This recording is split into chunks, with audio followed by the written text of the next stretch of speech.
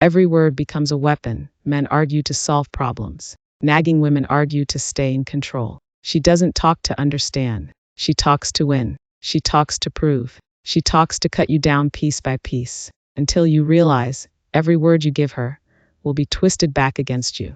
Her voice drowns out your vision. You say, let's plan. She says, let's argue. You say, here's the way. She says, here's what's wrong with it. Her endless commentary doesn't guide you. It blocks you. And soon, you'll stop sharing your dreams. Not because you lost the dream, but because you lost the peace to talk about it. No's replaces communication. At first, it feels like conversation. But soon, it's interrogation. Every question is a trap. Every statement is a challenge. Every silence is filled with more no's. She doesn't listen. She just waits to reply. And eventually, you stop trying to speak. Hurting a good man does not always destroy him. Sometimes, it creates the most dangerous version of him. The one who loves with wisdom, moves with caution, and never again confuses kindness for weakness. Because once a good man learns the price of blind love, he never pays it twice.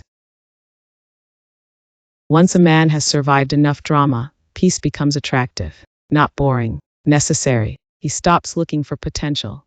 He starts looking for patterns. No more she could change. She has good intentions. She's just healing. No, he judges reality now. Because men who get hurt enough stop dating possibilities and start evaluating facts. Love that must be begged for is not love worth having. He gains emotional clarity. Pain sharpens him. He understands women better, understands himself better, understands what he will never tolerate again. What once confused him now becomes obvious. He becomes harder to manipulate.